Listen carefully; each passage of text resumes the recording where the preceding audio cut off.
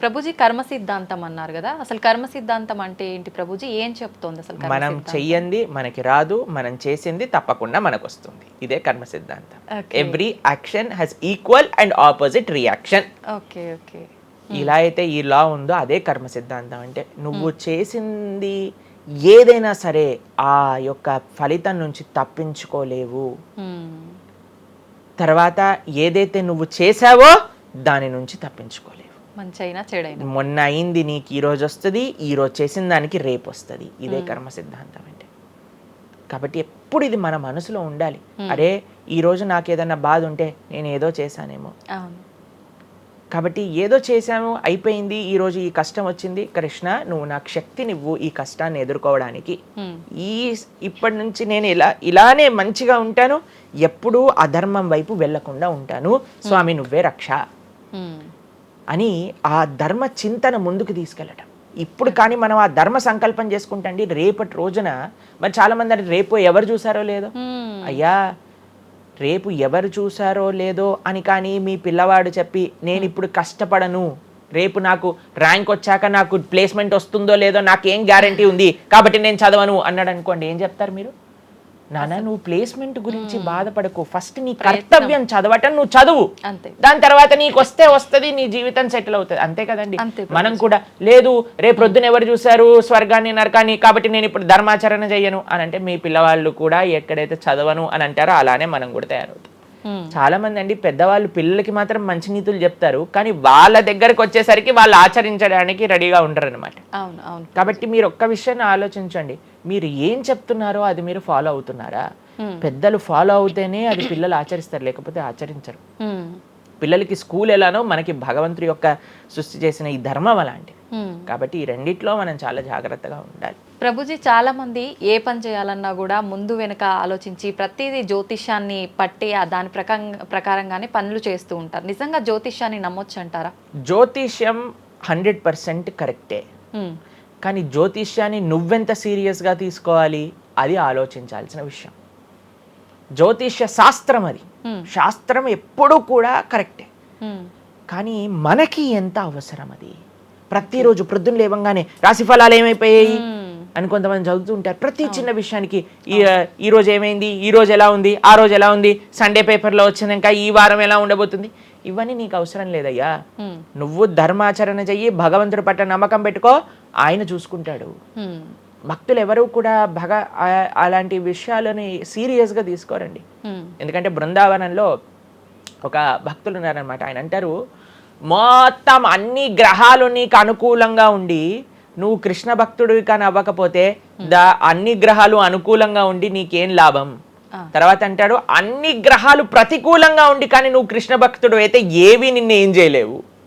ఎందుకంటే భగవంతుడు అలాంటి రక్షణ ఇస్తాడనమాట. మనకి భగవంతుడి దగ్గర ఆ శక్తి ఉన్నది. కాబట్టి మనము దేన్ని ఎంత సీరియస్గా తీసుకోవాలి? మనకి కావాల్సినది ఆధ్యాత్మికత, భక్తి.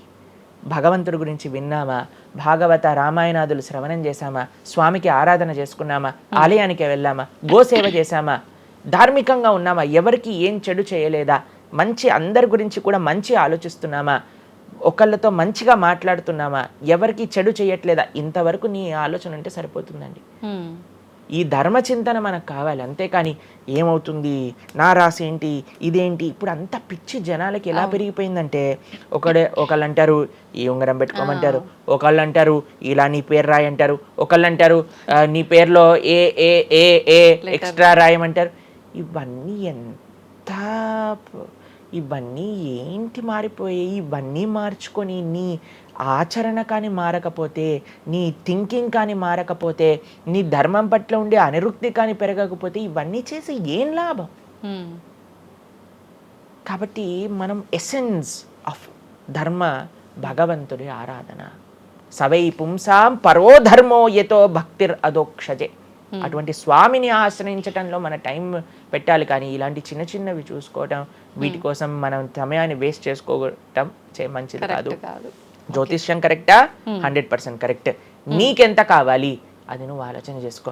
పెళ్లి చేసుకోవాలి, గృహ ప్రవేశం చేసుకోవాలి, ఏదైనా పెద్ద పెద్ద ఉంటే అప్పుడు మీరు చూడాలి ముహూర్తం, వివాహం చేసుకోవటం కానీ లేదా ఏమంటాం మన గృహ ప్రవేశాది పెద్ద పెద్ద కార్యములకి చూసుకొస్తే ప్రతిరోజు, ప్రతి క్షణం, ప్రతి వారం, ప్రతి నెల చాలా ఇవి మందికి చూసుకోవాల్సిన పొద్దున్నే అవసరం. చూడండి అసలు రోజు గడవదు.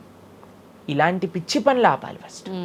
ప్రొద్దున పూట లేచి భగవంతుడి దగ్గరికి వెళ్ళి భగవంతుడికి నమస్కారం చేసి జపం చేసుకొని ధ్యానం చేసుకొని ఆలయానికి వెళ్ళి దర్శనం చేసుకొని భగవత్ చింతనలో ఉండండి. రోజులో ఏ కష్టం వస్తుందో దాన్ని ఎలా ఎదుర్కోగలో ఆ శక్తిని వస్తుంది. అంతేగాని ఏమున్నాయి రాశి ఫలాలు చదవటం వల్ల ఏం అవ్వదండి. కాబట్టి సొల్యూషన్ పైన కాన్సన్ట్రేట్ చేయండి, ప్రాబ్లం కోసం విశ్లేషణ చేయకూడదు. ఓకే ప్రభుజీ, చాలామంది ఇంట్లో నెగిటివ్ ఎనర్జీస్ ఉన్నాయి, దయ్యాలు తిరుగుతున్నాయి, లేదంటే ఎవరైనా ఒక పర్సన్కి దయ్యం పట్టింది అని చెప్పి చాలామంది ఎవరు ఇట్లా పంతుళ్ళు అట్లాంటి వాళ్ళ దగ్గరికి, మాంత్రికుల దగ్గరికి తీసుకెళ్ళడము, వాళ్ళు వదిలిస్తారని చెప్పటము, ఆ దయ్యం వీళ్ళని చాలా పీడిస్తుంది అని చెప్పడం, ఇలాంటివి చాలా వింటుంటాము సహజంగా. ఇదంతా నిజమే అంటారా ప్రభుజీ? అసలు దయ్యాలు అనేవి ఉన్నాయంటారా? ఆత్మలు, దయ్యాలు ఇవన్నీ ఉన్నాయండి, అది లేవు అని చెప్పలేము, ఉన్నాయి తప్పకుండా. ఎలా అయితే మీరు నెగిటివ్ ఎనర్జీ అంటారు కదా, నెగిటివ్ ఎనర్జీ ఎక్కడికి వస్తుందో తెలుసా అండి? నెగిటివ్ పీపుల్ దగ్గరికి వస్తుంది. ఎవరైతే ఎమోషనల్గా, ఎవరైతే స్పిరిచువల్గా, ఎవరైతే ఫిజికల్గా వర్నలబుల్గా ఉంటారో వాళ్ళ దగ్గరికి వస్తుంది. ఎవరైతే ఇంట్లో భగవద్ ఆరాధన ఉండదో, పూజ రూమ్లో ఏమీ లేకుండా చాలామంది ఇప్పుడు మాకు చాలా విచిత్రం అనిపిస్తుంది కొన్నిసార్లు. మాకు ఈ ఇంటర్నెట్లో వీడియో చూసినప్పుడు వీళ్ళు చర్చ్లో ఉండే వాళ్ళందరూ దయ్యాలను వదిలిస్తూ ఉంటారనమాట. మాకు చాలా ఆశ్చర్యం ఏంటంటే వీళ్ళకి ఎందుకు దయ్యాలు పడుతున్నాయి అని. కాబట్టి ఎందుకు దయ్యాలు ఎవరైతే పర్సనాలిటీస్లోకి వెళ్తాయో తెలుసండి? ఎవరైతే క్లీన్లీనెస్ మెయింటైన్ చేయరో, ఓకే, ఎవరైతే సమయానికి స్నానం చేయటం కానీ, సమయానికి శుచిగా శుభ్రంగా ఇల్లు శుభ్రంగా ఉంచుకోవటం కానీ, దేవాలయంలో భగవంతుడి యొక్క మూర్తులకి చక్కగా ఆరాధన చేసి ధూపం, దీపం, నైవేద్యం, తోరణం, ఉత్సవాలు, పండగలు, యజ్ఞాది యాగాదులు ఇవన్నీ ఉన్న చోట ఎప్పటికీ నెగిటివ్ ఎనర్జీ అనేది ప్రవేశించలేదు. ఓకే. కానీ ఎక్కడైతే జనాలు డిమ్గా, డల్గా, ఎటువంటి వైబ్రెన్స్ లేకుండా ఎప్పుడు ఎమోషనల్ వర్నలబుల్గా బాధల్లో ఉంటూ, ఏ ఆధ్యాత్మికంగా లేకుండా, ఇల్లంతా గందరగోళంగా చెత్త చెదారంతో, ఎప్పుడైనా సరే ఫ్రెష్ ఫుడ్ కాకుండా స్టేల్ ఫుడ్, బయట సోర్స్ తెలియని ఫుడ్ వాటిని తినటం వల్ల అలాంటి మెంటాలిటీస్, అలాంటి నెగిటివ్ ఎనర్జీ ఈజీగా ఇటువంటి నెగిటివ్ ఎన్వైరన్మెంట్లోకి వచ్చేస్తుంది అనమాట. ఓకే. కానీ ఎప్పుడైతే మనం వైబ్రెంట్గా భగవన్నామ చక్కగా బొట్టు పెట్టుకొని చక్కగా మంచిగా సాంప్రదాయంగా రెడీ అయ్యి, చీర సాంప్రదాయం, మన సాంప్రదాయం మన చీర అండి, భారతీయత. మగవాళ్ళైతే ధోతి కుర్తా, ఇంతకుముందు ఉండేది శిఖ. ఎంత చక్కగా బొట్టు పెట్టుకొని చక్కగా అలంకరణ చేసుకొని ఇంట్లోకి వెళ్ళంగానే అసలు ఆ ధూపం యొక్క సువాసన వచ్చి చక్కగా పసుపచ్చతో మన గడప నుంచి స్టార్ట్ చేస్తే పైన తోరణం, కింద ముగ్గులు. అసలు ఒక సనాతన సాంప్రదాయం, ఒక హిందూ యొక్క ఇంటికి వెళ్తే ఏ దయ్యం అలాంటి ఇంట్లోకి వెళ్ళగలుగుతుంది చెప్పండి? మన సినిమాలలో మీరు చూసి ఉంటారు, దయ్యాలు ఎక్కడ ఉంటాయి? పాతబడ్డ బంగ్లాలలో, ఎక్కడో క్లోజ్ చేసిన గెస్ట్ హౌస్లలో ఉంటాయి, అంతేనా? నిజం ప్రభుజీ. ఏదైనా దేవాలయంలో దయ్యం ఉండటం మీరు చూసారా ఎక్కడైనా? ఎందుకు ఉండదు? ఎందుకంటే అక్కడ భగవద్ ఆరాధన జరుగుతుంది కాబట్టి. ఏ ఇంట్లో అయితే నిరంతర భగవద్ ఆరాధన ఉంటుందో, ఏ ఇల్లు అయితే వైబ్రెన్స్ గా ఇంటి బయట ముగ్గు నుంచి ప్రారంభమై ఇంటి లోపల దేవాలయంలో దీపము నిరంతరము కూడా ఉంటుందో, భగవద్ ఆరాధన జరుగుతుందో, భగవన్నామ జపం జరుగుతుందో, శాస్త్రాన్ని పారాయణ చేస్తున్న విష్ణు సహస్రనామం, హరే కృష్ణ మహామంత్ర కీర్తన, యజ్ఞము, యాగము, ఉత్సవాలు చేస్తూ, అటువంటి ఇంట్లో అటువంటి వ్యక్తులకి ఎప్పుడూ రాలేదండి. ఎవరైతే తన నుదిటిన తిలకాన్ని అలంకరణ చేసుకొని చక్కగా సాంప్రదాయంగా ఉంటారో, శుచి శుభ్రత పాటిస్తారో, చక్కగా ఆలయానికి వెళ్ళి గోసేవ, చెప్పండి అలాంటి వాళ్ళకి ఎప్పుడైనా ఇలాంటి నెగిటివ్ ఎనర్జీ అటాక్ అవుతుందా అంటే అస్సలు కాదు.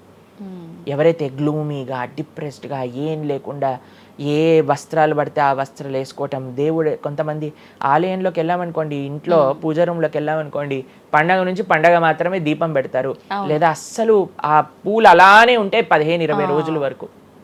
అవును ప్రభు. అలాంటి ఇంట్లలో నెగిటివ్ ఎనర్జీ రాకపోతే ఇంకేమొస్తుంది చెప్పండి? కాబట్టి నెగిటివ్ ఎనర్జీ ఉందా? ఈ దయ్యాలు, ఆత్మలు ఉన్నాయా? ఉన్నాయి. ఎవరి దగ్గరికి వెళ్తాయి? అటువంటి మెంటాలిటీ ఉన్న వాళ్ళ దగ్గరికి మాత్రమే వెళ్తాయి. ఓకే. మనం కానీ ఎప్పుడైతే మనకి రక్షణ, అందుకే మనం తులసి మాల వేసుకుంటాం, తులసి మాల ఇప్పుడు చూడండి మేము నరసింహ కవచాన్ని ధరించామన్నమాట.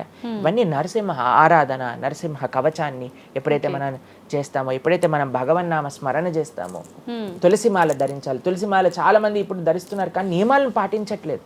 ఏంటి నియమాలు? తులసి మాల వేయాలి అని అంటే మనము భగవత్ ప్రసాదాన్ని మాత్రమే నైవేదన చేసి తీసుకోవాలి, మాంసాహారాన్ని తినకూడదు, ఎల్లిపాయలు ముట్టుకోకూడదు. ఇవన్నీ కూడా నెగిటివ్ థింగ్స్ అన్నమాట, తామసిక రాజసికమైన విషయాలు. కాబట్టి ఇవి చక్కగా ఇవన్నీ మానేసామనుకోండి, తులసిమాల ధరించడం అంటే ఏంటి అంటే చూపిస్తున్నాం అనమాట మా దగ్గర ఎటువంటి తామసిక రాజసిక ప్రవృత్తులు లేవు, మేము సిద్ధ సాత్విక ప్రవృత్తిలో ఉన్నాం. దయ్యం అక్కడ నుంచి వచ్చింది కూడా యూటర్న్ తీసుకొని వెళ్ళిపోతుంది అనమాట ఇవి చూడంగానే. కాబట్టి అది చాలా ముఖ్యం. ఎప్పుడైతే మన ఆచరణ బాగుంటుందో, ఎప్పుడైతే మనం ధార్మికంగా ఉంటామో, ఎప్పుడైతే భగవద్భక్తులు అయి ఉంటామో, ఏ నెగిటివ్ ఎనర్జీ మనల్ని ఏం చేయలేదు. ఓకే, మొత్తానికి ఉన్నాయి దయ్యాలు, ఉన్నాయి, జాగ్రత్త. మనం మంచిగా భక్తి పరంగా ఉండండి, ధార్మికంగా ఉండండి, చక్కగా ధర్మాచరణ చేయండి, మీకేం భయం లేదు. కానీ ఎక్కడైతే ఇవన్నీ జరగవో అక్కడ ఉంటాయి. అందుకే ఆధ్యాత్మిక మార్గంలో నడవాలి అందరం కూడా. కృతజ్ఞతలు ప్రభుజీ, నిజంగా చాలా మంచి మంచి విషయాలు తెలుసుకుంటున్నాం మీ ద్వారా. ఇంకా ఇంకా తెలుసుకోవాలని కోరుకుంటున్నాం. ధన్యవాదాలు ప్రభుజీ. హరే కృష్ణ. హరే కృష్ణ.